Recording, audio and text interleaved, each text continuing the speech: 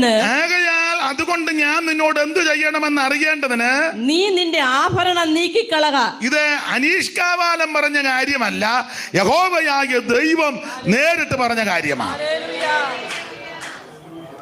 നിങ്ങളുടെ ഇരിപ്പ് കണ്ടിട്ട് ഞാൻ പറഞ്ഞതുപോലെ അല്ല, ഞാൻ പറഞ്ഞ കാര്യമല്ല, യഹോവയായ ദൈവം നേരിട്ട് പറയുകയാ. തങ്കമ്മേ, നീ ഇച്ചിരി ഇട്ടോ, ബാക്കിയല്ല നീക്കിക്കളക. അങ്ങനല്ല. ഒന്നുകൂടെ ആ വാക്യം വായിച്ചേ. അതുകൊണ്ട് ഞാൻ നിന്നോട് എന്ത് ചെയ്യണമെന്ന് അറിയേണ്ടതിന് നീ നിന്റെ ആഭരണം നീക്കിക്കളക. ആഭരണം നീക്കിക്കളക. ഇത് കർക്കശമായിട്ട് ദൈവം പറഞ്ഞിരിക്കുക. നീക്കിക്കളക. ആട്ടെ, വിശദീകരിക്കുന്നൊന്നുമില്ല, നിങ്ങളങ്ങ് മനസ്സിലാക്കിക്കൊണ്ടാൽ മതി. ഞാനിപ്പോൾ ഇത് പറയാൻ കാരണം, ഇത് പറയാനായിട്ടൊന്നും അല്ല പ്രസംഗ വിഷയം എടുത്തത്. സന്ദർഭം വന്നു, മുഖാന്തിരം വന്നു, അപ്പോൾ ഇത് പറയുക. അങ്ങനെയാണല്ലോ ആത്മീക ശുശ്രൂഷ. നിങ്ങളിപ്പോൾ ചിന്തിക്കുക, ഇത് കേൾക്കാനാണോ ഞങ്ങൾ ഇങ്ങോട്ട് വന്ന്? ഇതും കേൾക്കണം. സ്തോത്രം. ആഭരണം നീക്കിക്കളക. ഇതിനു മുമ്പൊരു സംഭവം ഉണ്ടായി. യാക്കോബ് ഇതെല്ലാം കൂടെ കുഴിച്ചിട്ടു. യാക്കോബ് കുഴിച്ചിട്ടു. അങ്ങനല്ലേ 35 മുതൽ ഒന്ന് വായിച്ച ഉൽപ്പത്തി 35:1 മുതൽ ഒന്ന് വായിച്ച ബേഥേലിലോട്ട് പോകാൻ പോവുക. വായിക്കേ. ദേവൻ യാക്കോബിനെ, അല്ല, മലയാളത്തിലൊന്ന് വായിച്ചേച്ച് നമ്മളിലൂടെ ഒന്ന് വായിക്കാം. ഉൽപ്പത്തി പുസ്തകം 35-ാം അധ്യായത്തിന്റെ 1 മുതൽ താഴോട്ടുള്ള വായിച്ചോ. അനന്തരം ദൈവം യാക്കോബിനോട്, നീ പുറപ്പെട്ട് ബേഥേലിൽ ചെന്ന് പാർക്ക.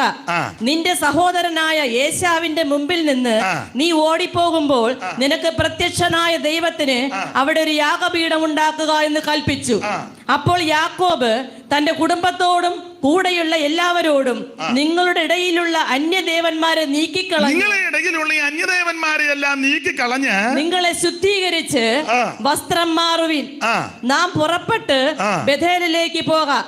എന്റെ കഷ്ടകാലത്ത് എന്റെ പ്രാർത്ഥന കേൾക്കുകയും ഞാൻ പോയ വഴിയിൽ എന്നോട് കൂടെ ഇരിക്കുകയും ചെയ്ത ദൈവത്തിന് ഞാൻ അവിടെ ഒരു യാഗപീഠം ഉണ്ടാക്കുമെന്ന് പറഞ്ഞു. അങ്ങനെ അവർ തങ്ങളുടെ പക്കലുള്ള അന്യദേവന്മാരെ ഒക്കെയും കാതുകളിലെ കുണുക്കുകളെയും യാക്കോബിന്റെ പക്കൽ കൊടുത്തു. യാക്കോബ് അവയെ ശെഖേമിനരികെയുള്ള കരുവേലകത്തിന് കീഴിൽ കുഴിച്ചിട്ടു. സ്തോത്രം. അപ്പൊ ഇത് ബേഥേലിലെ യാത്രയ്ക്ക് പറ്റുകയല്ല.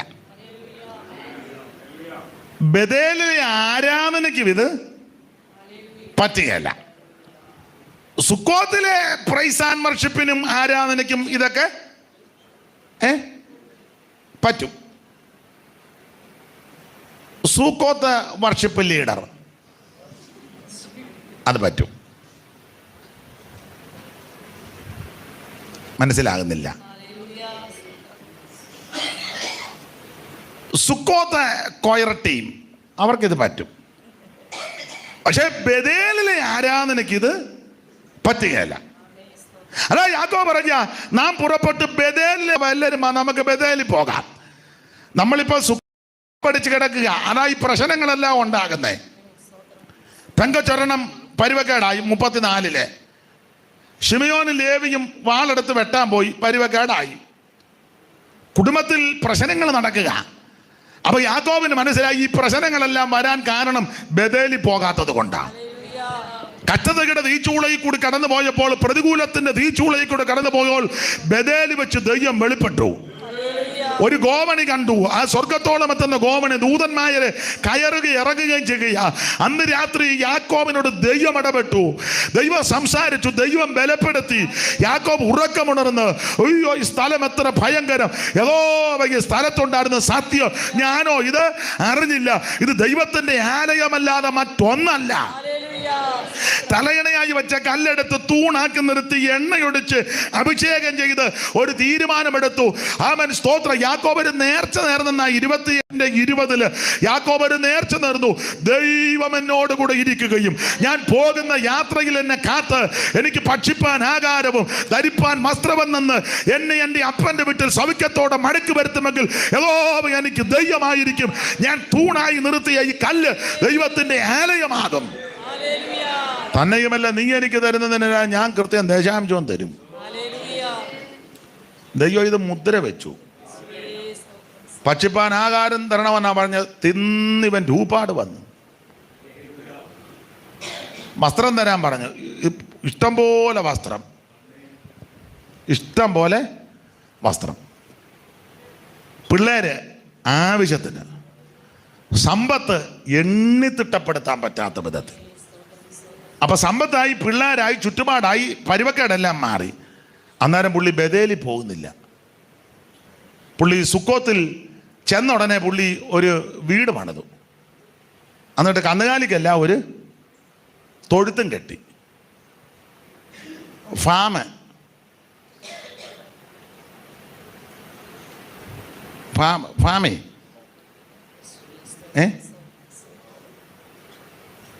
Canaan Milma society. യാക്കോബിന്റെ ഫാമിന്റെ പേരാണ് കനാൻ. കിടക്കുന്നത് സുക്കോത്തില. സ്തോത്രം. തമ്പുരാൻ പറഞ്ഞു, ബോർഡ് വെച്ചത് കൊണ്ടോ ഫ്ലെക്സിൽ കാര്യം വന്നത് കൊണ്ടൊന്നും അല്ല, നീ ബഥേലിൽ പോകണം. നീ ബഥേലിൽ പോയാലേ കാര്യം നടക്കുകയുള്ളൂ. അപ്പോൾ ആ പുള്ളിക്ക് നല്ല ബുദ്ധി കുതിച്ചത്. യാക്കോബ് ഇടുന്ന പാ നമുക്കെല്ലാം ബഥേലിൽ പോകാം. പിന്നെ അപ്പം പറഞ്ഞ് പെമ്പളമാരോടും പിള്ളേരോടും പറഞ്ഞ്, പിന്നെ കുഞ്ഞനാമ്മേ ബഥേലിൽ പോകുമ്പം ഈ പരുവത്തിന് അങ്ങോട്ട് ചെല്ലാൻ ഒക്കുകയല്ല. ബഥേലിൻ്റെ ആരാധന വേർപാടിൻ്റെ ആരാധനയാണ്. സുക്കോത്തിലെ ആരാധന എന്ന് പറഞ്ഞാൽ അവിയല് സമമാണ്, അവിയല് സമമാണ്. പക്ഷെ ബഥേലിൻ്റെ ആരാധന വേർപാടിൻ്റെ ആരാധനയാണ്. അപ്പോൾ അങ്ങോട്ട് പോകണമെങ്കിൽ വസ്ത്രം മാറണം, പിന്നെ കുളിക്കണം, അന്യദേവനെയെല്ലാം നീക്കി കളയണം. ഈ ഓരോന്നിലുമൊക്കെ ഓരോ അന്യദേവൻ്റെ കൊത്തും ചിത്രവും ഒക്കെ ഉണ്ടല്ലോ. അപ്പം അത് ഇരിക്കുന്നിടത്തോളം കാലം അതിൻ്റെ അവകാശവാദം ഉന്നയിക്കും. മനസ്സിലാകുന്നില്ല? ഓരോന്നിനകത്തെ കൊത്തുപണിയൊക്കെ നോക്കിയാൽ എന്തേലുമൊക്കെ ഒരു ചെറിയ, എന്നാൽ ഇത് ചെയ്യുന്ന ആൾക്കാർ വേറെയാണല്ലോ. അപ്പം അത് എന്തേലുമൊക്കെ അതിനകത്തൊരു ചെറിയ കൃത്രിമമൊക്കെ വെക്കും. അപ്പം ഇതുമൊക്കെ ഇട്ടുകൊണ്ട് ജീസസ് ഇങ്ങനെ വെക്കുമ്പം മറ്റേ പുള്ളി നിന്ന് പിടിക്കും, വിടുകയല്ല മോളി വിടുക, അതായി ഇങ്ങനെ കിടന്നിരിക്കുന്നത്. മനസ്സിലാകുന്നില്ല? വീട്ടിൽ പോയി ഭക്ഷണമൊക്കെ കഴിച്ച് സംസാരിക്കുമ്പോൾ പതുക്കെ മനസ്സിലായിക്കോളും. ഇപ്പം പിടി കിട്ടുകയല്ല, ഇല്ലേ നാളെ പിടി കിട്ടിക്കോളും. ബഥേലിന്റെ ആരാധന വേർപാടിന്റെ ആരാധനയാണ്. അപ്പോൾ വേർപാടിന്റെ ആരാധനയ്ക്ക് ഇവിടുത്തെ ഈ കിശുമത്ത് കൊണ്ടൊന്നും പോയാൽ ഒക്കത്തില്ല. വസ്ത്രം മാറണം, കുളിക്കണം, അന്യദേവനെയെല്ലാം നിങ്ങളുടെ ഇടയിൽ നിന്ന് നീക്കണം. നമ്മൾ ബഥേലിലോട്ട് പോകാൻ പോവാ. അവിടെ ആ ദൈവപ്രത്യക്ഷത ഞാൻ വിശദീകരിച്ച് പോകുന്നില്ല. നിങ്ങൾക്ക് കാര്യങ്ങൾ മനസ്സിലാകുന്നുണ്ടല്ലോ, ഇല്ലേ? മനസ്സിലാകുന്നുണ്ടോ? അതറിഞ്ഞാൽ മതി. അല്ലെ ഞാൻ പോയി കഴിയുമ്പോൾ അയാൾ എന്നാ പറഞ്ഞു, ഒന്നും പിടികിട്ടിയില്ല, എന്തോ അങ്ങനെ പറയരുത്. യാക്കോബ് അതെല്ലാം കുഴിച്ചിട്ടു. സ്തോത്രം. അത് മുഴുവൻ യാക്കോബ് കുടിച്ചിട്ടു. കുടിച്ചിട്ടേച്ച് പറഞ്ഞ് നമുക്ക് ബഥേലിലെ ആരാധനയ്ക്ക് പോകാം. ഇതിനെപ്പറ്റിയൊക്കെ പഠിച്ചിട്ടുള്ളവർ പറയുന്നത്, ഈ എവിടാ ഇത് കുഴിച്ചിട്ടത്? കരുവേലകത്തിന്റെ. എവിടാ കുഴിച്ചിട്ടത്? കരുവേലകത്തിന് കീഴിൽ. കരുവേലകത്തിന്റെ കീഴിലാ ഇത് കുഴിച്ചിട്ടത്, കരുവേലകത്തിന്റെ കീഴിൽ. എനിക്കറിയത്തില്ല, അതിനെപ്പറ്റി പഠിച്ചിട്ടുള്ളവരൊക്കെ പറഞ്ഞത് കണ്ടമാനം വേരുമൊക്കെ ഉണ്ടെന്നാണ്. ഇതിനിടെ കുഴിച്ചിട്ട് കഴിഞ്ഞാൽ പിന്നെ എടുക്കാനൊക്കത്തില്ല. എടുക്കാൻ പിന്നെ അതിലെല്ലാം കറങ്ങി തിരിഞ്ഞടിച്ചേച്ച് കുറച്ച് വർഷം കഴിയുമ്പോൾ എടുക്കാമെന്ന് വെച്ചാൽ വേര് വന്ന് മൂടി കയറി എടുക്കാൻ ഒക്കുകയല്ല. എന്ന് പറഞ്ഞാൽ അതിനെ പൂർണ്ണമായിട്ട് വർജിച്ചെന്ന അതിൻ്റെ അർത്ഥം. സ്തോത്രം. അപ്പം ഇത് കരുവേലകത്തിൻ്റെ കീഴെ കുഴിച്ചിട്ടു. ആട്ടെ, ഇനി വേദപുസ്തകം പഠിപ്പിക്കുന്നത് ഇത് വ്യർത്ഥമായിട്ട് സൗന്ദര്യം ഉണ്ടാക്കുന്ന വസ്തുവാണ്. വ്യർത്ഥമായിട്ട് സൗന്ദര്യം വരുത്തുക. കാരണം മോശ സൗന്ദര്യ സമ്പൂർണനാ, പക്ഷേ ആ സൗന്ദര്യം പുള്ളി വലുതായിട്ട് കണ്ടില്ല. അത് പറയാനാ ഇത്രയും പറഞ്ഞത്. ഇത് വ്യർത്ഥമായ സൗന്ദര്യമാ. വായിച്ചേ, യെരമ്യാ പ്രവചനം 4-ാം അധ്യായത്തിന്റെ 30-ാമത്തെ വാക്യം വായിച്ചേ. യെരമ്യാവ് 4:30. ഇങ്ങനെ ശൂന്യമായി പോകുമ്പോൾ നീ എന്ത് ചെയ്യും? നീ രക്താംബരം ധരിച്ചാലും പൊന്നാഭരണം അണിഞ്ഞാലും നിന്റെ കണ്ണിൽ മഷി എഴുതിയാലും വ്യർത്ഥമായി നിനക്ക് സൗന്ദര്യം വരും. തമിഴിൽ വായിച്ചേ. പാഴായി പോന നീ இப்பொழுது என்ன செய்வாய்? நீ இரத்தாம்பரம் உடுத்தாலும் பொன் ஆபரணங்களால் உன்னை சிங்காரித்தாலும் உன் கண்களில் மையிட்டு கொண்டாலும் வீணாய் உன்னை அழகுபடுத்துவாய். சோர நாயகர் உன்னை அசட்டை பண்ணி உன் பிராணனை வாங்க தேடுவார்கள். അപ്പോൾ ഇത് വ്യർത്ഥമായിട്ട് സൗന്ദര്യം വരുത്തുക. എന്തുവാ? ആഭരണം. ഓൾറെഡി ദൈവം നിന്നെ സൃഷ്ടിച്ചപ്പോൾ നിനക്ക് സൗന്ദര്യം ഉണ്ട്. എന്നെ കേൾക്കുന്ന പ്രിയരെ, കറുപ്പിലും വെളുപ്പിലും അല്ല സൗന്ദര്യം. ഈ സിനിമാ പാട്ട് കേട്ടിട്ടുണ്ട്, നാടകത്തിൻ്റെ പാട്ടൊക്കെ കേട്ടിട്ടുണ്ട്, പിന്നെ പാടുന്നതും കേട്ടിട്ടുണ്ട്. സിനിമയാണോ നാടകമാണോ ആരാന്നോ എഴുതി ഒരു പാട്ടിൽ ഇങ്ങനുണ്ട്, കറുപ്പിന് 7 അഴകാന്ന്. നിങ്ങൾ സിയോൻ ഗീതം മാത്രമേ കേൾക്കുകയുള്ളൂ, അതുകൊണ്ട് നിങ്ങൾക്ക് ഇതൊന്നും അറിയത്തില്ല. അങ്ങനെ കറുപ്പിന്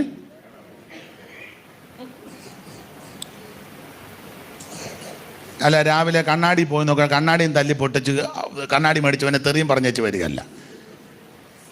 നോക്കിയപ്പം കറുത്തിരിക്കുക. കറുപ്പിന് അഴക്. അതെ, നല്ല അഴകാ.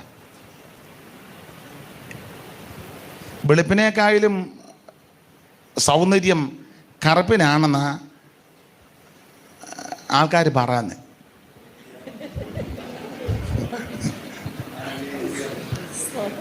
ഇനി ഹൈന്ദവർ പറയുന്നത് കൃഷ്ണന് കറുപ്പ് നിറവാന്ന. പിന്നെ അവർ കുറച്ചുകൂടെ അതൊക്കെ ഒന്ന് ബൈബിളിൽ വെച്ച് കാർവർണ്ണൻ അല്ലേ, മേഘവർണ്ണൻ. അമ്മ ഉറങ്ങുകയാന്നോ? അമ്മേ മറ്റേ കസാരയാന്നേ കൈ വെക്കാറുണ്ട്, ഇത് താഴെ പോവും. അപ്പം രണ്ട് വശത്തും കൈയില്ലെന്ന് ഓർത്തോണം.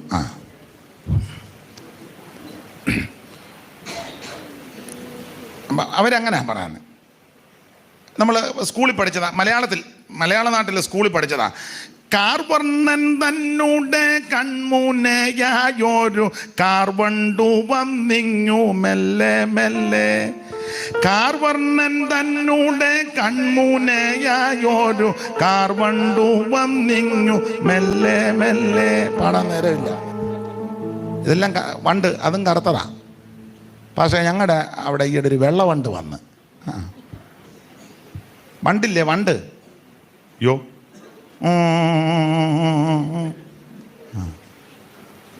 വെള്ളവണ്ട് കണ്ടിട്ടില്ല, കറുത്തതാ. എന്തായാലും കറുപ്പും വെളുപ്പും അല്ല വിഷയം. വെളുത്തവര് മോശക്കാരാന്നും കറുത്തവര് മാത്രം നല്ലതാന്നും കറുത്തവര് മോശക്കാരാന്നും വെളുത്തത് മാത്രം നല്ല എന്നല്ല വാദം. ഓരോരുത്തരെയും ദൈവം ഈ ഭൂമിയിൽ സൃഷ്ടിച്ചപ്പോൾ അവർക്ക് ദൈവ സൗന്ദര്യം തന്നിട്ടുണ്ട്. ഇവിടെ ഇരിക്കുന്ന എല്ലാവരും സൗന്ദര്യമുള്ളവരാ, ഇല്ലേ? ഇല്ലേ? പറ. ഒരു ഉദാഹരണം പറയാം. ഒരു ഉദാഹരണം. പിള്ളേര് വന്നിട്ടുണ്ടോ? എന്തിയെ? ആരാ കുഞ്ഞ്?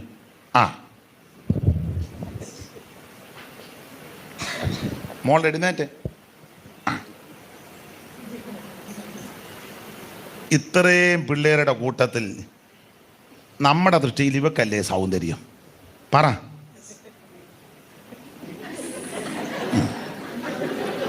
അവൾക്ക് ആ സൗന്ദര്യം. ഇരുന്നു മോളെ ഇരുന്നു. ഓരോരുത്തർക്കും മറ്റു കുഞ്ഞുങ്ങൾ ഏത് വിലയേറിയ വസ്ത്രം ധരിച്ചാലും എന്തൊക്കെ സാധനങ്ങൾ അണിഞ്ഞാലും വന്നാലും അവനവൻ്റെ കുഞ്ഞായ ഏറ്റവും സൗന്ദര്യം. ഇതുപോലെ ആ സ്വർഗത്തിലെ ദൈവത്തിന് നാം എല്ലാം ദൈവമക്കളാ. അവന്റെ നാമത്തിൽ വിശ്വസിക്കുന്ന ഏവർക്കും ദൈവ മക്കളാകാൻ അവിടുന്ന് അധികാരം കൊടുത്തിരിക്കുക. യേശുക്രിസ്തുവിനെ രക്ഷിതാവായി സ്വീകരിച്ച സകല പ്രിയപ്പെട്ടവരും ദൈവത്തിന്റെ മക്കളാ. ആ മക്കളാകുന്ന സകലർക്കും സൗന്ദര്യം ഉണ്ട്. ഇവിടെ വന്നിരിക്കുന്ന എല്ലാവരും സൗന്ദര്യമുള്ളവരാ. Price the Lord. അത് ദൈവിക സൗന്ദര്യമാണ്. അതുകൊണ്ട് ഇനി വേറൊരു സൗന്ദര്യം അത് നിങ്ങൾ തീരുമാനിച്ചാൽ മതി. ഇത് പുള്ളി ഒരു പരുവത്തിന് വിട്ടെന്നേ ഉള്ളൂ, കുറച്ചുകൂടെ എനിക്ക് സ്തോത്രം. നമുക്കെല്ലാം സൗന്ദര്യമുണ്ട്. അത് ആ ദൈവിക സൗന്ദര്യമാണ്. അതിനപ്പുറം ഒരു സൗന്ദര്യം ഉണ്ടാക്കണ്ട. വ്യർത്ഥമായിട്ട് ആ സൗന്ദര്യം ഉണ്ടാക്കുന്നത്. ചാന്തും പൊട്ടും അതും ഇതും എല്ലാം തേച്ചും മിനുക്കിയും തൂത്തും എന്ത് സമയം മെനക്കേടാന്നറിയാമോ? വാലിട്ട് എഴുതിയപ്പം കണ്ണെഴുതിയെന്നാണ് അവിടെ എഴുതിയേക്കുന്നത് അല്ലേ? വാലിട്ട് ഇച്ചിരി നീണ്ടുപോയി. ഇത് നീണ്ടു തുടച്ചേ ഉടനെ അവൻ അത് വെള്ളം മുക്കി തുടക്കേ. അത് മുഴുവൻ പടന്നു. അവനിത് വല്ലതും അറിയാവോ? അത് മുഴുവൻ നിങ്ങൾ തൂത്തിയപ്പം ഇവിടെയും പറ്റി. ഞാനിനി യോഗത്തിന് വരുന്നില്ല, നിങ്ങൾ പോകും. കണ്ടോ? ഉദാഹരണമായി പറയാനേ, വ്യർത്ഥമായിട്ട് ഒരു സൗന്ദര്യവും വരുത്തണ്ട. ഇവിടെ ഇരിക്കുന്ന എല്ലാവർക്കും സൗന്ദര്യമുള്ളവരാ. ഈ കുഞ്ഞുങ്ങളെല്ലാം സൗന്ദര്യമുള്ളവരാ. ഈ കുഞ്ഞുങ്ങൾക്കെല്ലാം ദൈവിക സൗന്ദര്യം ആയിട്ടൊന്നും വരുത്തണ്ട. അത് ശാശ്വതമല്ല. ചികിമിന്നുക്കിയ ഓമനമുടികൾ വെള്ളയായി തീർന്നിടുമേ. നിന്നുടെ മുഖം കുഴിഞ്ഞഴകെല്ലാം പോയി നീ തപ്പി നടന്നിടുമേ. ചികിമിന്നുക്കിയ ഓമനമുടികൾ വെള്ളയായി തീർന്നിടുമേ. നിന്നുടെ മുഖം കുഴിഞ്ഞ് അഴകെല്ലാം പോയി നീ തപ്പി നടന്നിടുമേ. യൗവനക്കാരാം നിന്നുടെ യൗവനം നാശത്തിലാകരുതേ. നിന്നുടെ യൗവനം നാശത്തിലാകാതെ രക്ഷകനെ ഏൽപ്പിക്കാം. യൗവനക്കാരി നിന്നുടെ യൗവനം നാശത്തിലാകരുതേ. നിന്നുടെ യൗവനം നാശത്തിലാകാതെ രക്ഷകനെ ഏൽപ്പിക്കാം.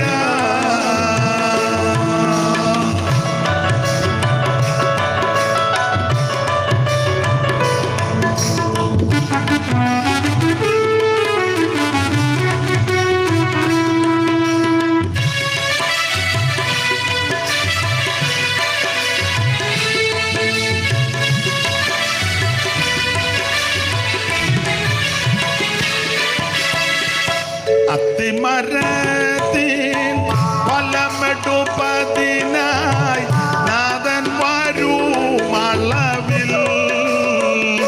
അത്തിമരത്തിൻ ഫലം എടുപ്പതിനായി നാഥൻ വരും അളവിൽ. ഫലമില്ലാതിരുന്നാൽ നിന്നെ എത്ര ഭയങ്കരമേ. അത്തിമരത്തിൻ ഫലം എടുപ്പതിനായി നാഥൻ വരും അളവിൽ. ഫലമില്ലാതിരുന്നാൽ വെട്ടുമൂടൻ നിന്നെ എത്ര ഭയങ്കരമേ.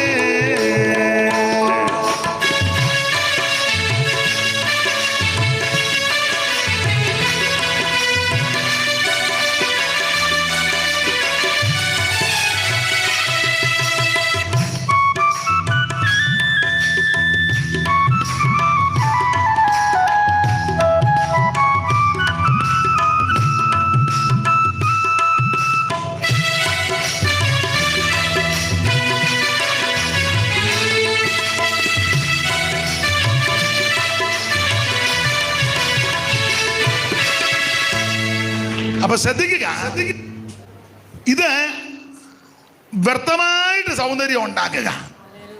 എന്നെ കേൾക്കുന്ന പ്രിയരെ, ദൈവം നമുക്ക് സൗന്ദര്യം തന്നിട്ടുണ്ട്, അത് മതി.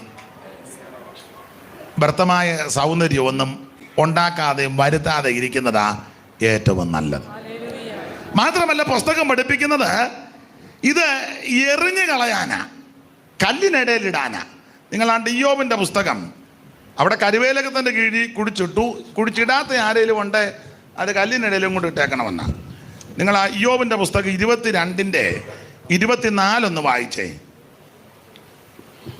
നിന്റെ പൊന്ന് പൊടിയിലും ഓഫീർ തങ്കം തോട്ടിലെ കല്ലിനിടയിലും ഇട്ടുകളക. അതാ നല്ലത്. എടുത്തോണ്ട് പോകുകയൊന്നും വേണ്ട, തോട്ടിനിടയിലെ കല്ലിനിടയിലിട്ടാൽ എടുക്കാൻ പിന്നെ ബുദ്ധിമുട്ടാണ്. സ്തോത്രം, മനസ്സിലായോ? വേണ്ട എന്നങ്ങ് വെക്കണം. ഒരു കാര്യം കൂടെ പറഞ്ഞങ്ങ് നിർത്താം. സ്തോത്രം. ഇപ്പോൾ സഹോദരിമാർ ചിലർ ചിന്തിക്കുക, ഞാൻ എന്ത് വായിട്ടലച്ച അച്ചാൻ ഇത് മേടിച്ച് തന്നത്. ചെല്ലു പറയും, ഞാൻ ഉപവസിച്ച് പ്രാർത്ഥിച്ച 2.5 പവൻ്റെ മേടിച്ചത്. എന്ത് ഞാൻ ഇത് കല്യാണത്തിൻ്റെ സമയത്ത് ഞാൻ പറഞ്ഞു, എനിക്ക് ഈ മാലയും കൂടെ തന്നില്ല, ഞാൻ കല്യാണ മണ്ഡപത്തിൽ വരത്തില്ല. പിന്നെ അച്ചായനും അമ്മയും കൂടെ രാത്രി ഓടി നടന്ന് ആരാണ്ടോട് ഒക്കെ ചോദിച്ച് മേടിച്ച് ഇത് തന്നത്. അപ്പോൾ അങ്ങേര് പറയുക, ഇതെല്ലാം ഇട്ടേ ചോടാൻ. പുസ്തകം പഠിപ്പിക്കുന്ന ഒരു വാക്യവും കൂടെ പറഞ്ഞേച്ച് സഹോദരിമാർക്കൊരു ധൈര്യം ഉണ്ടാകട്ടെ. സഹോദരന്മാർക്കും നിങ്ങൾക്കൊരു ധൈര്യത്തിന് വേണ്ടി പറയുക, ഈ ആഭരണത്തെക്കായാലും നല്ല ഒരു കാര്യമുണ്ട്. നിങ്ങൾക്ക് നല്ല കാര്യം വേണോ ചീത്ത കാര്യം വേണോ? പറ. നല്ലത്. അപ്പോൾ ആഭരണത്തേക്കാൾ നല്ല ഒരു സാധനമുണ്ട്, അത് വേണോ ആഭരണം വേണോ എന്ന് നിങ്ങൾ പറ. മിണ്ടുകയല്ല. ഉണ്ട്. അതാ വേണ്ടത്. അല്ല, അവർ പറയുന്നില്ല. അവർ പറയത്തില്ലേ? ആഭരണത്തേക്കാൾ നല്ലൊരു സാധനമുണ്ട്, അത് വേണോ ആഭരണം വേണോ? രണ്ടും വേണമായിരിക്കും. പക്ഷെ ഇത് ഞാൻ കളയത്തുമില്ല എന്നാ അതെനിക്ക്. അപ്പോൾ വേദപുസ്തകം പഠിപ്പിക്കുന്നത് ആഭരണത്തേക്കാൾ നല്ല ഒരു കാര്യം. നിങ്ങളാണ്ട് ഇയ്യോബിൻ്റെ പുസ്തകം സദൃശവാക്യം എടുത്താട്ടെ. സദൃശവാക്യം 20:15 വായിച്ചേ. സദൃശവാക്യം 20:15. പൊന്നും അനവധി മുത്തുകളുമുണ്ടല്ലോ. പൊന്നും അനവധി മുത്തുകളുമുണ്ടല്ലോ. പരിജ്ഞാനമുള്ള അധരങ്ങളോ വിലയേറിയ ആഭരണം. അതാ ഏറ്റവും നല്ലത്. പരിജ്ഞാനമുള്ള അധരമാണ് വിലയേറിയ ആഭരണം. അത് വിലയേറിയത് വേണോ വില കുറഞ്ഞത് വേണോ?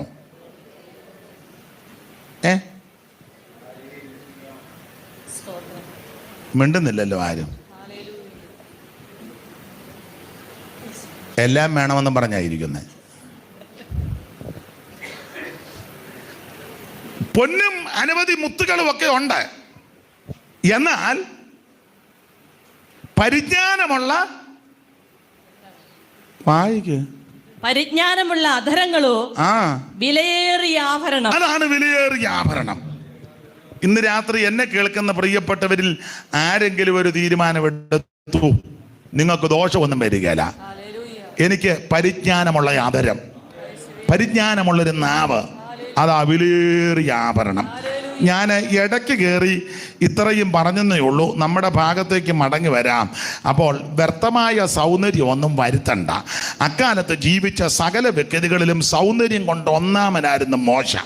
ആ മോശ ഒരു തീരുമാനമെടുത്തു, എനിക്ക് ഈ സൗന്ദര്യമല്ല ഞാൻ വലുതായിട്ട് കാണുന്നത്, എനിക്ക് ക്രിസ്തുവിൻ്റെ നിന്നയാണ്. Price the Lord. സൗന്ദര്യം പുഴുപോലെ ക്ഷയിച്ചു പോകുന്നതാ. ദൈവത്തിന് സ്തോത്രം. പുഴുപോലെ ക്ഷയിക്കും. സൗന്ദര്യത്തിൻ്റെ മൂർത്തിഭാവങ്ങളാണ് പ്രചാരം നേടിയ പല ആൾക്കാരും അവസാനം പോയത് എങ്ങനെയാന്ന് പത്രത്തിലും മറ്റ് മാധ്യമങ്ങളിൽ കൂടിയൊക്കെ നമ്മൾ കാണുകയും ചെയ്തതാ, ഇല്ലയോ? വിവരിക്കുന്നില്ല, പേരും ഒന്നും ഞാൻ പറയുന്നില്ല. സ്തോത്രം. ബോംബെയിലെ പണ്ട് ഒരു പേരൊന്നും ഞാൻ പറയുന്നില്ല, സൗന്ദര്യ ഒരു റാണി ഇപ്പോഴല്ല, പഴയ ആൾക്കാർക്കറിയാം. ആ സൗന്ദര്യ റാണി വന്നു, ലക്ഷക്കണക്കിന് ആൾക്കാർ കൂടി അവളെ കാണാന്. കൂടുതലും യൗവനക്കാരും മധ്യവയസ്കരും കൂടുതലും കൂടിയത്. ഒരു നോക്ക് കാണാൻ എല്ലാവരും കണ്ടു. പുള്ളിക്കാരി സംസാരിച്ചു. അന്ന് ഇതുപോലെ മൊബൈലൊന്നുമില്ല, അല്ലെങ്കിൽ ഫോട്ടോ എടുത്ത് പുള്ളിക്കാരുടെ ഊപ്പാട് വന്നേനും. എല്ലാവരും കണ്ടു. അപ്പം അന്ന് അതിനെപ്പറ്റി അറിവുള്ളവർ പറഞ്ഞത്, ഈ ലക്ഷക്കണക്കിന് രൂപ മുടക്കിയായി ഇത് ഈ പ്രോഗ്രാം ചെയ്തത്. അവർക്ക് കാശ് വേണ്ടേ? അതിൻ്റെ ഒരു പരിപാടി എടുത്തു. ഒരാപ്പിള് ഈ പുള്ളിക്കാരിക്ക് കൊടുത്തു. അവർ നേരത്തെ ധാരണയില്ല. പുള്ളിക്കാരി ആപ്പിളിൽ ഒന്ന് കടിച്ചു, ബാക്കി ആപ്പിള് ലേലം വിളിച്ചു. ഈ സൗന്ദര്യ റാണി കടിച്ച ആപ്പിളിൻ്റെ ബാക്കി കഴിക്കാൻ കാശുള്ളവനെല്ലാം കൂടെ ലേലം വിളിയും. തുകയൊന്നും ഇപ്പം പറയുന്നില്ല. ആ ചെലവായതിൻ്റെ 10 ഇരട്ടി തുകയ്ക്ക് എവള് കടിച്ച ആപ്പിള് പോയത്.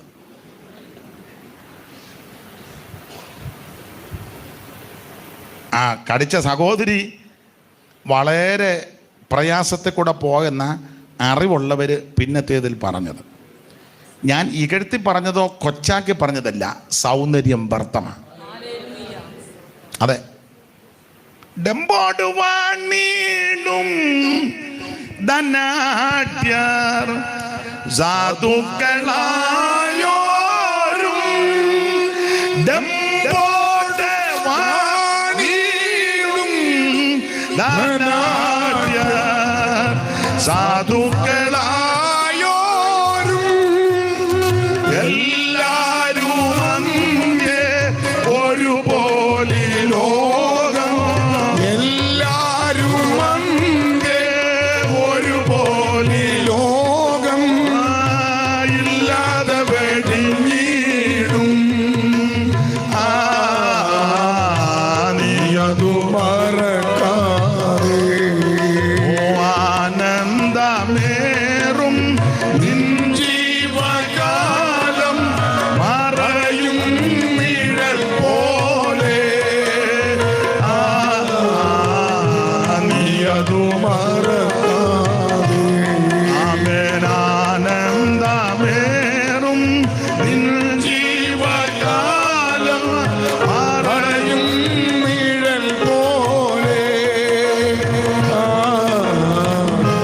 നീയതു മറക്കാതെ. അപ്പൊ ശ്രദ്ധിക്കുക, മോശ ഈ സൗന്ദര്യത്തിന് വലിയ പ്രാധാന്യം കൊടുത്തില്ല.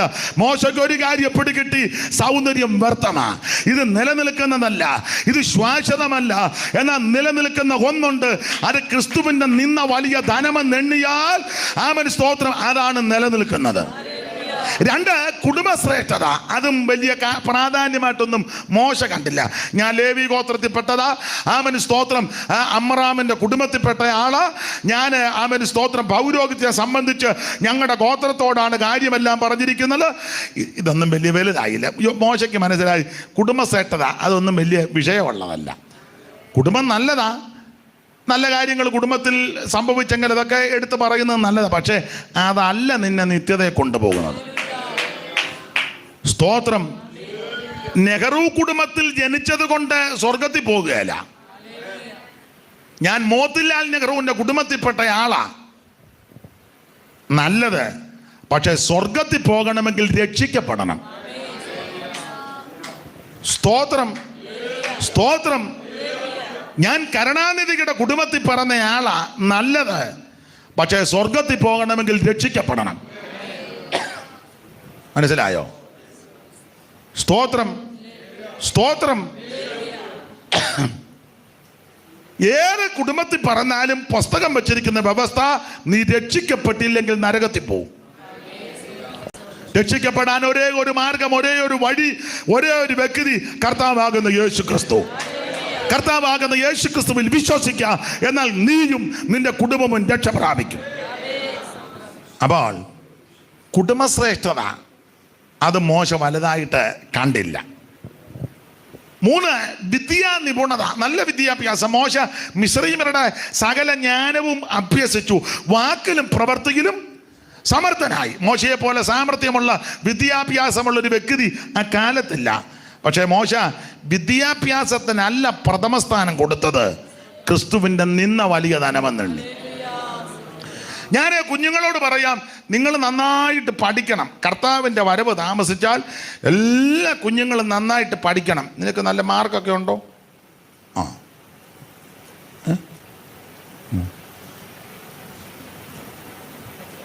മിടുക്കി, ഇത് ആയി വരുന്നതേ ഉള്ളൂ. എല്ലാവരും നന്നായിട്ട് പഠിക്കണം. പഠിക്കാവുന്നിടത്തോളം നന്നായിട്ട് പഠിച്ചോണം. നല്ല വിദ്യാഭ്യാസം ഉണ്ടായിരിക്കണം. അതിലെല്ലാം ഉപരി യേശുവിനെ ആരാധിച്ചോണം. നിങ്ങൾക്ക് കർത്താവിൻ്റെ വേല ചെയ്യാൻ നിയോഗം ഉണ്ടെങ്കിൽ നല്ലതുപോലെ വിദ്യാഭ്യാസം ചെയ്തിട്ട് നിങ്ങൾ വേലയ്ക്ക് ചുമല് കൊടുക്കണം. സ്തോത്രം, സ്തോത്രം. നല്ലതുപോലെ പഠിച്ച് മിടുക്കനായിട്ട് നന്നായിട്ട് പ്രസംഗിക്കണം, പാട്ട് പാടണം, സുവിശേഷം അറിയിക്കണം, എല്ലാ ഭാഷയും പഠിക്കണം. അപ്പം പിന്നെ എല്ലാ ഭാഷക്കാരോട് സുവിശേഷം പറയരുതോ? ഞാൻ കിടന്ന് കുഴയുക. അതുകൊണ്ടാണ് ഞാൻ നിങ്ങളോട് പറഞ്ഞു തരുന്നത്. സ്തോത്രം. നന്നായിട്ട് പഠിക്കണം എല്ലാവരും. പണ്ട് PM ഫിലിപ്പ് സാറ് പറഞ്ഞത്, ഞാൻ ആംഗലേയ ഭാഷ പഠിച്ചത് ജോലി കിട്ടാൻ വേണ്ടിയല്ല, സുവിശേഷം പറയാൻ വേണ്ടിയാണ്. അത് ഞാൻ എപ്പോഴും ഓർക്കും. ആംഗലേയ ഭാഷ, ഇംഗ്ലീഷ് പഠിച്ചതേ ജോലി കിട്ടാനുള്ള ഉദ്ദേശത്തോടല്ല പഠിച്ചത്, സുവിശേഷം അറിയിക്കാൻ വേണ്ടി പഠിച്ചതാണ്. അദ്ദേഹം അന്നത്തെ കാലത്ത് നന്നായിട്ട് സുവിശേഷം അറിയിച്ചു. എല്ലാവരും നന്നായിട്ട് പഠിച്ചോണം, നല്ലതുപോലെ പഠിച്ചോണം. പനിയാന്ന് പറഞ്ഞ് സ്കൂളിൽ പോകാതിരിക്കരുത്. ഇന്ന് പനിയാ,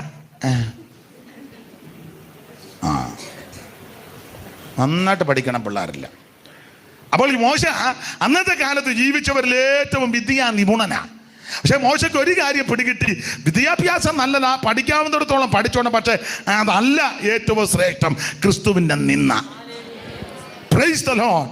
അടുത്തത് വലിയ നിക്ഷേപത്തിന്റെ ഉടമസ്ഥനാ മോശ. മിസ്രയീമിലെ നിക്ഷേപം, അത് നിർണയിക്കാൻ പറ്റാത്ത സ്വത്താ മിസ്രയീമിൽ.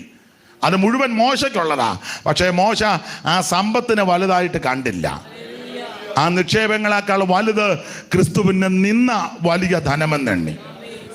ഇന്ന് രാത്രി ഇവിടെ വന്നിരിക്കുന്ന എല്ലാവരും ഒരു തീരുമാനമെടുത്ത് പോകണം. കുടുംബശ്രേഷ്ഠ നല്ലതാ, സമ്പത്ത് നല്ലതാ, വിദ്യാ നിപുണത നല്ലതാ, സൗന്ദര്യം അതെല്ലാം നല്ലതാ, ആരോഗ്യം, കായബലം അതൊക്കെ നല്ലതാ. ഒരു പ്രശ്നം ഉണ്ടായാൽ പിടിച്ചു മാറ്റാനും കയറി ഏക്കാനും ഒക്കെ ആരോഗ്യമുള്ളത് നല്ലതാ. കാസാവലി വെള്ളം വലിച്ചെവിടെയും മാറിപ്പോയി നിൽക്കുക, അതും ആരെങ്കിലും ഓടിപ്പോകുമ്പോൾ കാറ്റ് കൊണ്ടായി വൻ താഴെ വീഴും. അപ്പം അതുകൊണ്ട് ആരോഗ്യമുള്ള നല്ലതാ, കായബലം നല്ലതാ. അത് അടിപിടി കൂടാനല്ല, നല്ല ധൈര്യത്തോടെ സുവിശേഷം അറിയിക്കാൻ. സ്തോത്രം. ആരോഗ്യമേ, നല്ല ഉശിരോടെ ഒരു വാക്യം പറയുമ്പോൾ നല്ല പവറായിരിക്കണം. ക്ഷീണിതരും രോഗികളും ബലഹീനരുമായ ആൾക്കാർ പറയുന്നതിലും കുറച്ചുകൂടെ പവറാ നല്ല ആരോഗ്യമുള്ളവർ പറയുന്നത്. ആ ആരോഗ്യം കർത്താവിന് വേണ്ടി ആയിരിക്കണം. Praise the Lord. മോശയ്ക്ക് ഒരു കാര്യം പിടിക്കട്ടെ, കായബലം, ആരോഗ്യം അത് അത്ര സ്ഥിരതയുള്ളതല്ല. ഒരു ചെറിയ രോഗം വന്നാൽ മതി, അന്നേരം നമ്മൾ ക്ഷീണിക്കും. സഭയിലൊക്കെ വഴക്കുണ്ടാക്കുന്ന ചില ആൾക്കാരുണ്ട്. ഇവിടെ കുഴപ്പമില്ല, ചിലയിടങ്ങളിൽ ഭയങ്കര ബഹളവും മഴക്കും. അവസാനം അവനെ വയറ്റിൽ കിടക്കുന്ന ഒരു വരെ ഇങ്ങനെ അനങ്ങിയാൽ മതി, ചുരുണ്ട് ചെമ്മീൻ കിടക്കും പോലെ കട്ടിലേ കിടക്കും. നമ്മൾ എന്തോ പറ്റി തങ്കച്ച, മിണ്ടാ മേലല്ലയോ? കഴിഞ്ഞ ആഴ്ച അവിടെ കിടന്ന് നന്നായിട്ട് മിണ്ടിയായിരുന്നല്ലോ. ദയനീയ നോട്ടമാണ്, ഒട്ടും മിണ്ടാൻ മേലല്ലേ? കഴിഞ്ഞ ആഴ്ച സഭയിൽ കിടന്ന് അനാവശ്യമൊക്കെ പറഞ്ഞായിരുന്നല്ലോ.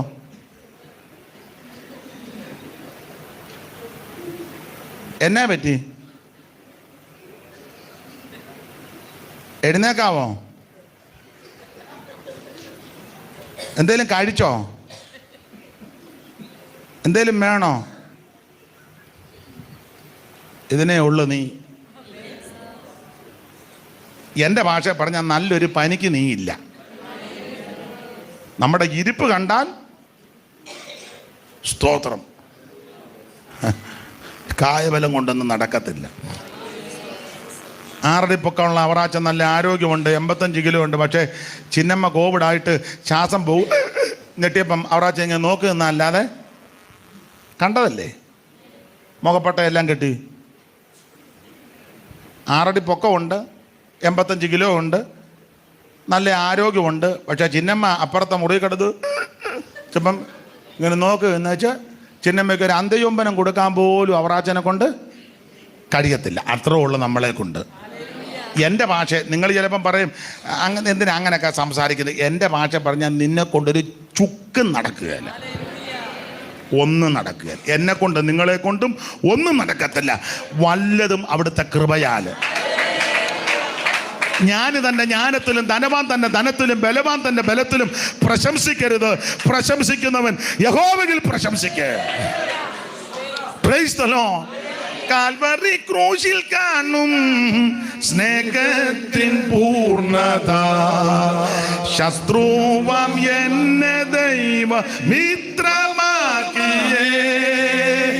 കാൽവറി ക്രൂശിൽ കാണും സ്നേഹത്തിൻ പൂർണ്ണത, ശത്രുവാം എന്നെ ദൈവ മിത്രമാക്കിയേ.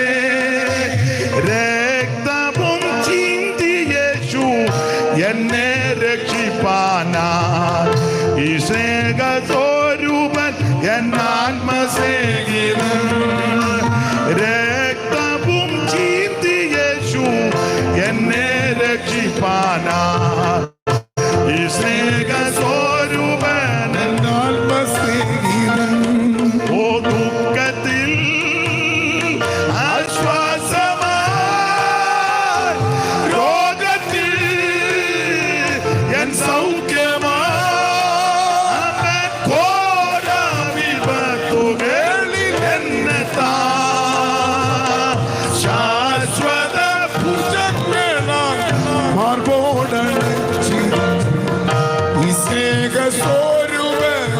ആത്മസ്നേഹിതൻ. ശാശ്വത ഭുജങ്ങളാൽ മാർബോടണച്ചിടും ഈ സ്നേഹസ്വരൂപൻ ആത്മസ്നേഹിതൻ. ഓ ഈ സ്നേഹസ്വരൂപൻ ആത്മസ്നേഹിതൻ. ഈ സ്നേഹസ്വരൂപൻ ആത്മസ്നേഹിതൻ. കരമുയർത്തി ഹല്ലേലൂയ പാടാം. ഞാൻ 9 മണിക്ക് പ്രസംഗം നിർത്താനാ ഇരുന്നത്.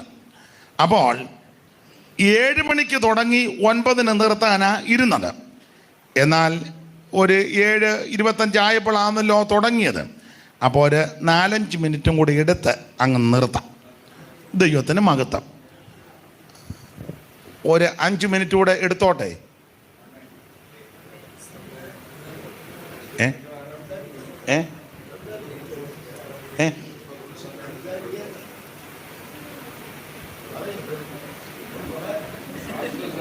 1 മണിക്കൂർ എടുക്കാൻ പുള്ളി പറയുന്നു. 1 മണിക്കൂർ എടുക്കാൻ ഇല്ല. ഗുണമാകാനാന്ന് ഇതൊക്കെ മതി. ഇപ്പം ഗുണമാകേണ്ട കാര്യമെല്ലാം പറഞ്ഞു. ആട്ടെ, ഒരു 4-5 മിനിറ്റ് കൂടെ എടുക്കാം. അപ്പൊ ശ്രദ്ധിക്കുക, സൗന്ദര്യത്തെ വലുതായി കണ്ടില്ല, കുടുംബശ്രേഷ്ഠത വലുതായി കണ്ടില്ല, കായബലം വലുതായി കണ്ടില്ല, കസേര ഇതൊന്നും വലുതായി കണ്ടില്ല. വലുതായി കണ്ടത് ക്രിസ്തുവിൻ്റെ നിന്ന. അത് വലുതായി കണ്ടു. അതിൻ്റെ കാരണം പറയാം. പാപത്തിന് തൽക്കാല ഭോഗം വേണ്ടാന്നും വെച്ചു. ദൈവജനത്തോട് കൂടെ ചേർന്നു. കഷ്ടം തിരഞ്ഞെടുത്തു. നിന്ന വലിയ ധനമെന്നെണ്ണി. മോശ എന്താ ഇതെല്ലാം ഇങ്ങനെ ചെയ്യാൻ കാരണം? അതിൻ്റെ കാരണം ആ 11-ാം അധ്യായത്തിൽ അതിൻ്റെ ആൻസർ കൊടുത്തിട്ടുണ്ട്. 25-ാം വാക്യം വായിച്ചേ. പ്രതിഫലം നോക്കിയത് കൊണ്ട് മതി. ഈ സൗന്ദര്യത്തെയും കസേരയെയും കായബലത്തെയും സമ്പത്തിനെയും കുടുംബശ്രേഷ്ഠതയും ജാതി ശ്രേഷ്ഠതയും ഒന്നും വലുതായി കാണാതെ പാപത്തിന്റെ തൽക്കാല ഭോഗം വേണ്ടാന്ന് വെച്ച് ദൈവജനത്തോട് കൂടെ ചേർന്ന് കഷ്ടം തെരഞ്ഞെടുത്ത് നിന്ന വലിയ ധനമെന്ന് മോശ എണ്ണാറുള്ളതിന്റെ കാരണം എന്നാന്ന് എബ്രായ ലേഖനക്കാരൻ പറയുക, പ്രതിഫലം നോക്കിയത് കൊണ്ട്. ഇന്ന് രാത്രി എന്നെ കേൾക്കുന്ന പ്രിയരെ, പ്രതിഫലം നോക്കിയാൽ നമുക്കിത് മുഴുവൻ ചപ്പെന്നും ചവറെന്നും തോന്നും. 11-ാം അധ്യായത്തിൽ പ്രതിഫലം എന്നാ കൊടുത്തേക്കുന്ന, പ്രതിഫലം നോക്കിയത് കൊണ്ട് 10-ാം അധ്യായത്തിന് 35 കൊടുക്കുന്നത് മഹാപ്രതിഫലമുള്ള ആ പദമാ കൊടുത്തേക്കുന്നത്. എങ്ങനെ? മഹാപ്രതിഫലമുള്ള നിങ്ങളുടെ ധൈര്യം തള്ളിക്കളത്. മോശയെ പറ്റി പറയുക പ്രതിഫലം നോക്കിയത് കൊണ്ടാണ് ഇത് വേണ്ടാന്ന് വെച്ചത്. ആ 10-ാം അധ്യായത്തിൽ എടുത്തു പറയുക മഹാപ്രതിഫലമുള്ള നിങ്ങളുടെ ധൈര്യം തള്ളിക്കളയരുത്. മോശയ്ക്ക് ഒരു കാര്യം പിടികിട്ടി, ഇതെല്ലാം വിട്ടേച്ച് പോന്നാൽ ഒരു പ്രതിഫലമുണ്ട്. ഞാനതിന് ഒരു തെളിവ് പറഞ്ഞേച്ചങ്ങ് നിർത്താം. ഒരു തെളിവ് ഞാൻ തുടക്കത്തിൽ പറഞ്ഞില്ല, ബാക്കി ദൈവം അനുവദിച്ചാൽ മെയ്യിൽ അവിടെ വെച്ചു. അവിടെയും ആൾക്കാർ വരണമല്ലോ. അപ്പം പ്രതിഫലം നോക്കിയത് കൊണ്ട് അതിൻ്റെ ഒരു പ്രതിഫലം പറയാം. ഇത് വിട്ടേച്ച് പോകുന്നത് കൊണ്ട് പുള്ളിക്ക് കുഴപ്പടിയൊന്നും വന്നില്ല. അതിൽ ഒരു ഉദാഹരണം, ഒരു അധികാര കസേര മോശയുടെ മുൻപിലുണ്ട്. എല്ലാവരും മോശ ഈ ദൈവജനത്തോടു കൂടെ കഷ്ടം തിരഞ്ഞെടുത്തുമ്പോൾ മോശയെ പരിഹസിച്ച് കാണും. എടി നീ ചുമ്മാ ഈ മണ്ടത്തരം കാണിക്കാതെ, ഈ ചുമ്മാ ഇറ്റി ഉണ്ടാക്കുന്ന ഇവൻ്റെ എല്ലാം കൂടെ കൂട്ടിയിട്ട് നിനക്ക് ഉള്ളു തിന്ന് ഇവൻ്റെ എല്ലാം വായി നാറ്റോവാ. കാരണം തിന്നുന്നത് മുഴുവൻ കൊച്ചുള്ളിയും വെളുത്തുള്ളിയും സവോളയും ഉള്ളി. അപ്പം ആൾക്കാർ പറഞ്ഞ് കാണും, ചുമ്മാ ഈ നാട്ടിൻ്റെ കൂടെ നടക്കാതെ നീ ഒന്നാം ദിനം കസേര കിടക്കുക, ആ തൊപ്പിയും വടിയും മുടിയും താടിയൊക്കെ ആയിട്ട് നീ കസേര ഇരിക്കുന്നതല്ലേ? മനസ്സിലായില്ല. ചുമ്മാ മീശയെല്ലാം മടിച്ച് കരിക്കിൻ്റെ മോന്തയെത്തിയ പോലെ, കാതും കഴുത്തും എല്ലാം പറിച്ച് മത്തി വെട്ടി കഴിയതുപോലെ. ഇവന്നെ മത്തിക്ക് എന്നാ പറയുന്നത്, ചാളയോ? ചാള വെട്ടി കഴിയതുപോലെ തലയും എല്ലാം കളഞ്ഞാൽ പിന്നെ അങ്ങനെ ഉണ്ട്. ചില സഹോദരിമാരെല്ലാം കളഞ്ഞ്. അപ്പം ആൾക്കാർ പരിഹസിക്കും. ചുമ്മാ എന്തുവാ മോശ ഇങ്ങനെ നിന്നിച്ച് കാണും. നിന്നെപ്പോലൊരു പൊട്ടനുണ്ടോ? എടാ ഈ കസേര ഇട്ടേച്ച് ആരെങ്കിലും പോവോ? ഇത് പറവോന്റെ കസേരയാ. ഈ കസേര ഇരുന്നൊരു കാര്യം പറഞ്ഞാൽ മിസ്രയീം മുഴുവൻ അനുസരിക്കും. അല്ല, വേൾഡ് മൊത്തം അനുസരിക്കും. അന്ന് ഏറ്റവും അധികാരമുള്ള സ്ഥലമാണ് മിസ്രയീം, ഈജിപ്റ്റ്. അങ്ങനെ അധികാര ഇപ്പൊ ചോദിക്കുക, നിങ്ങളോട് ചോദിക്കുക, യേശുക്രിസ്തുവിൻ്റെ നിന്ന് വേണോ അമേരിക്കൻ പ്രസിഡന്റ് ആകണോ എന്ന് ചോദിച്ചാൽ നിങ്ങൾ എന്നാ പറയും? പറ. ചങ്കത്ത് കൈവച്ച് ആത്മാർത്ഥമായിട്ട് പറയണം. പക്ഷേ എനിക്ക് അമേരിക്കൻ പ്രസിഡന്റ് ആകുന്നതായിരിക്കും കുറച്ചുകൂടെ നല്ലത്. ഞാൻ ആ കസേരയിൽ ഇരുന്നുകൊണ്ട് ലോകം മുഴുവൻ സുവിശേഷം.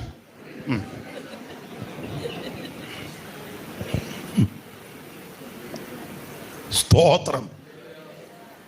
ഒരു നല്ല അധികാര കസേര കിടക്കുക. മോശ പറഞ്ഞു എനിക്ക് കസേര വേണ്ട. ആൾക്കാർ പറഞ്ഞു, എടേ നീ പൊട്ടന, ആ അധികാര വസ്ത്രമെല്ലാം ധരിച്ച പൊഞ്ചൊങ്കോലുമൊക്കെ പിടിച്ച കിരീടമൊക്കെ വെച്ച ഇരിക്കുന്ന കണ്ട ഒരു പവറല്ലേ, നീ ഒന്ന് ഞരങ്ങിയാൽ പോരെ, ഒന്ന് മൂളിയാൽ മതി, ലോകം ഇറക്കിയല്ലേ. മോശ പറഞ്ഞു എനിക്കത് വേണ്ട, ഈ കസേര വേണ്ട. അപ്പം എൻ്റെ ഭാഷ പറഞ്ഞ ഈ കസേര വേണ്ടാന്ന് വെച്ചേച്ച് മോശ എൻ്റെ ഭാഷ പറഞ്ഞ ഒരു വടിയുമായിട്ട് ഇനി ഇറങ്ങി.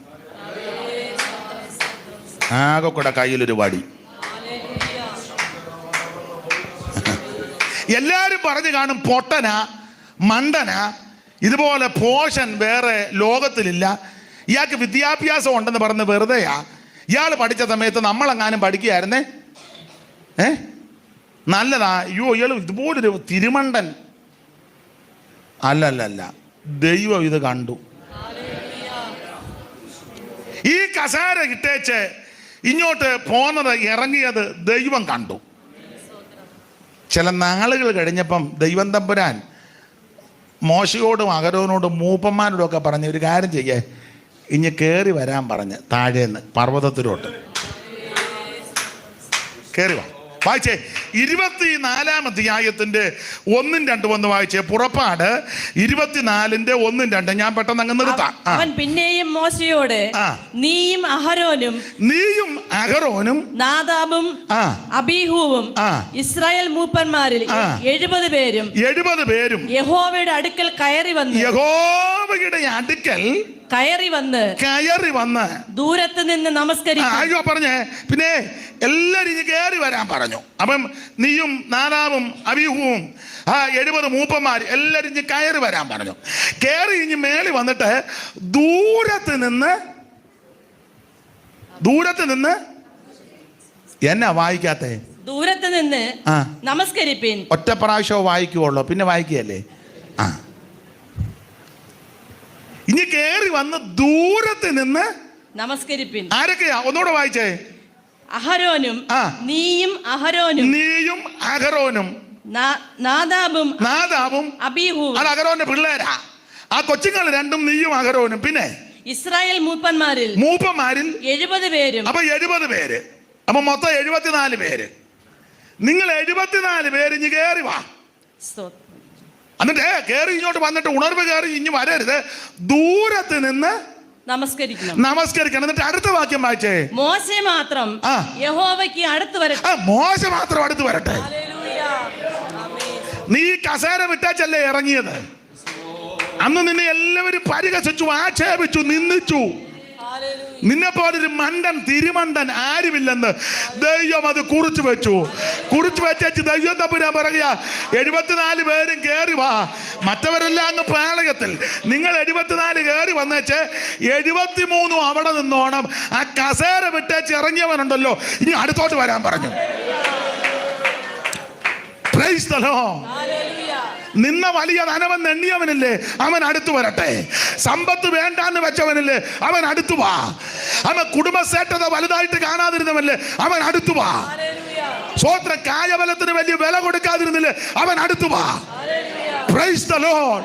ആ നിക്ഷേപത്തിന് വലിയ പ്രാധാന്യം കൊടുക്കാതിരുന്നില്ലേ, നീ അടുത്തു വാ. നിന്നെ അടുത്ത് വിളിക്കുന്ന ഒരു ദൈവമുണ്ട്. നിന്നെ അടുത്ത് ചേർത്തണയ്ക്കുന്ന ഒരു യേശുവുണ്ട്. നിന്നെ ചേർത്തണയ്ക്കുന്ന ഒരു യേശുവുണ്ട്. വിട്ടത് മണ്ടത്തരമല്ല, ഊരിയത് മണ്ടത്തരമല്ല, ഉപേക്ഷിച്ചത് അബദ്ധമല്ല, വേണ്ടാന്ന് വെച്ചത് മണ്ടത്തരമല്ല. ദൈവം നിന്നെ അടുത്ത് വിളിക്കുക.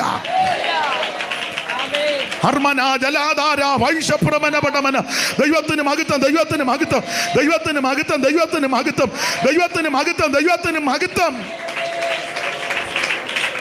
ഹല്ലേലൂയ. അടുത്ത് വരാൻ പറഞ്ഞു. ധാരാളം വാക്യങ്ങളും വിഷയങ്ങളും ഇതിനോട് ബന്ധപ്പെട്ട് പ്രകാശിക്കുന്നുണ്ട്.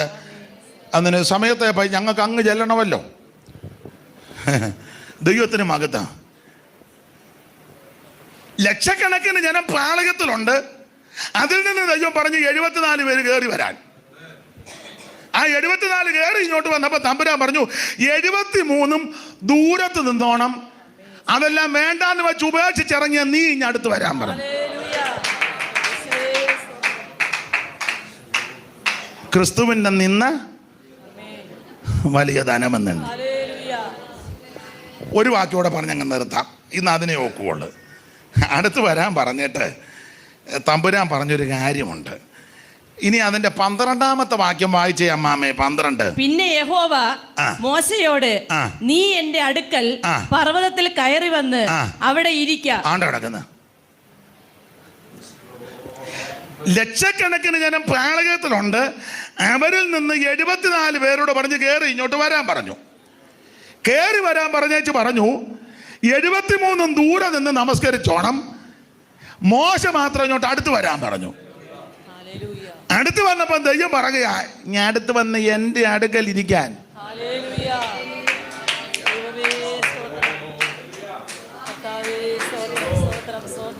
അതെന്നാ നീ ആ കസേര വിട്ടേച്ചല്ലേ അങ്ങ് ഇറങ്ങി വന്നേ? ഞാൻ അന്നേ കുറിച്ച് വെച്ചതാ നിന്നെ എൻ്റെ അടുക്കൽ ഇരുത്തുവന്നു.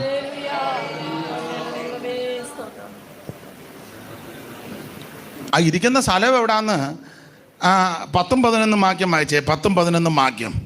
അവന്റെ പാദങ്ങൾക്ക് കീഴെ, മലയാളത്തിൽ ആദ്യം വായിക്ക്. അവർ ഇസ്രായേലിന്റെ ദൈവത്തെ കണ്ടു. അടുത്തത് അവന്റെ പാദങ്ങൾക്ക് കീഴെ നീലക്കല്ല് പടുത്ത തളം പോലെയും ആകാശത്തിന്റെ സ്വച്ഛത പോലെയും ആയിരുന്നു. അതാ അങ്ങനത്തെ സ്ഥലമാ. നീലക്കല്ല് പടുത്ത തളം. തമിഴിൽ എങ്ങനെ എഴുതിയേക്കുന്നത് വായിച്ചേ. നീലക്കല്ല് ഇഴൈത്ത വേലയ്ക്ക് ഒപ്പാക എന്ന് പറഞ്ഞ ആ, നീ ആ മിസ്രയീമിലെ ഫറവോന്റെ സിംഹാസനം വേണ്ടാന്ന് വെച്ച് ഇറങ്ങി വന്നവനാ. അതുകൊണ്ട് പറഞ്ഞു, ഇനി അടുത്ത് വന്ന് എൻ്റെ അടുക്ക് ഈ ദൈവത്തിൻ്റെ കൂടെ പിടിച്ചിരുത്തിയത് മോശനെ അല്ലാതെ വേറെ ആരെയും ഇരുത്തി. സ്തോത്രം. കൂടെ ഇരുത്തുക.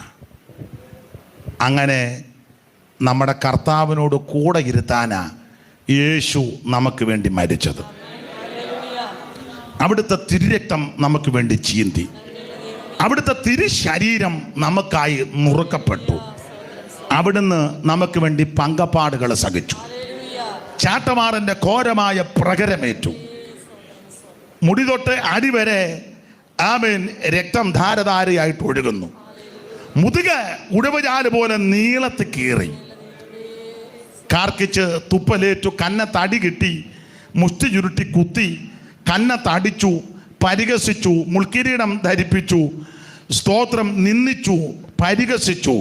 ഇതെല്ലാം യേശു സഹിച്ചത് എന്നെയും നിങ്ങളെയും അവിടുത്തെ ഒപ്പം ഇരുത്താനാണ്.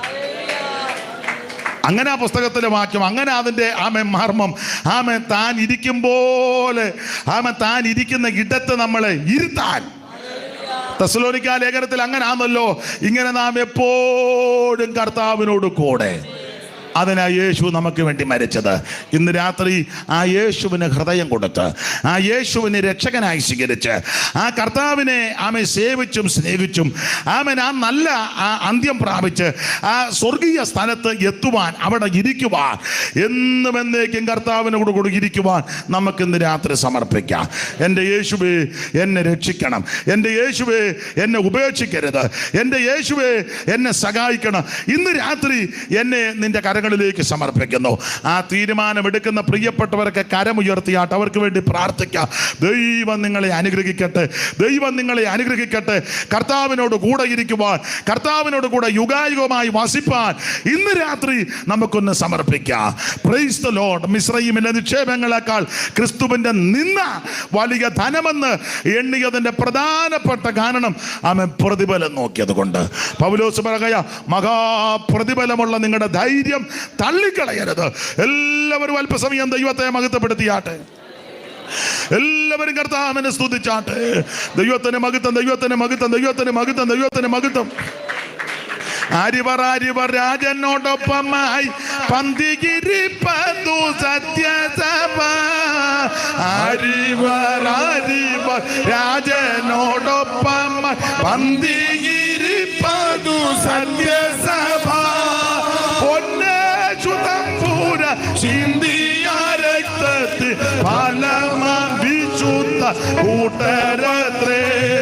പൊന്നേശുതമ്പൂര ചിന്തിയ രക്തത്തിൽ ഫലമാം വിശുദ്ധ കൂട്ടരത്രേ. ഹല്ലേലൂയ ജയം, ഹല്ലേലൂയ ജയം, ഹല്ലേലൂയ വന്നു തീർന്നു പോകും. ഹല്ലേലൂയ ജയം, ഹല്ലേലൂയ ജയം, ഹല്ലേലൂയ വന്നു തീർന്നു പോകും. ഓ മാനസനാകണം നോക്കി നോക്കി നിന്ന് അത്ഭുതപ്പെട്ടിടോ സദസ്സിൽ. മാനസനാകണം നോക്കി നോക്കി നിന്ന് അത്ഭുതപ്പെട്ടിടോ സദസ്സിൽ. പ്രതിഫലങ്ങൾ വിഭാഗിച്ചു കൊണ്ടു തൻപേർക്കായി പാർത്തൽ വിശ്വസ്തനായി. പ്രതിഫലങ്ങൾ വിഭാഗിച്ചു കൊണ്ടു തൻപേർക്കായി പാർത്തൽ വിശ്വസ്തനായി. ജീവിതം ചെയ്തതൻ ശുദ്ധിമാൻ മകണം അതിടും സമ്മാനം ആ സദസ്സിൽ.